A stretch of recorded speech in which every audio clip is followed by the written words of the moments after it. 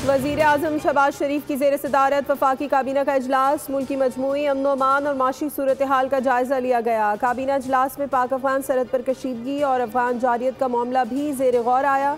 वफाकी काबीना की मगरबी सरहद पर मुसल्लह फ़ौज की जानिब से अफगान जारियत के जवाब में मौसर जवाबी कार्रवाइयों की तारीफ। मुसल्लह फ़ौज की पेशा वराना सलाहियतों और जवाबी हिकमत अमली पर मुकम्मल एतमाद का इजहार किया गया।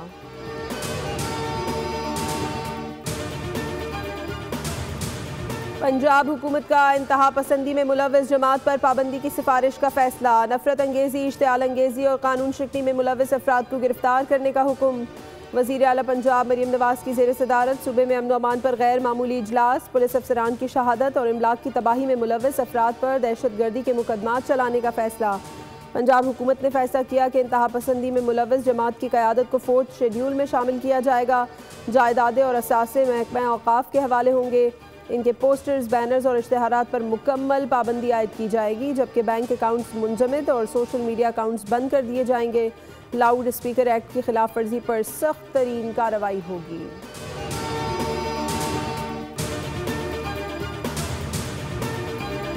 वज़ीर आला खैबर पख्तूनख्वा सुहेल आफरीदी की हिफाजती ज़मानत का केस। पेशावर हाई कोर्ट ने 18 नवंबर तक हिफाजती ज़मानत मंजूर कर ली। अदालत ने वज़ीर आला को गिरफ्तार ना करने का हुक्म देते हुए मुकदमात की तफसीलात तलब कर लीं।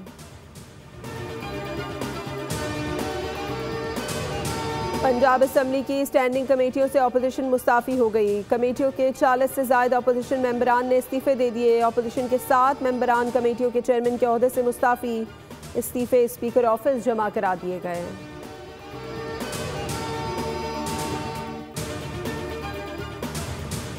और वज़ीर ख़जाना का दौरा अमरीका, वाशिंगटन में अहम मुलाकातें। मोहम्मद औरंगज़ेब की सऊदी वज़ीर ख़जाना मोहम्मद अब्दुल्ला अब्दुल अज़ीज़ अल जदान से अहम मुलाकात।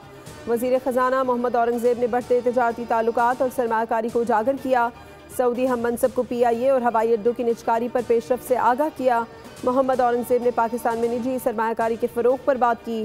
पाकिस्तान में इंफ्रास्ट्रक्चर मनसूबों के लिए सऊदी हिमायत की ख्वाहिश का इजहार किया गया।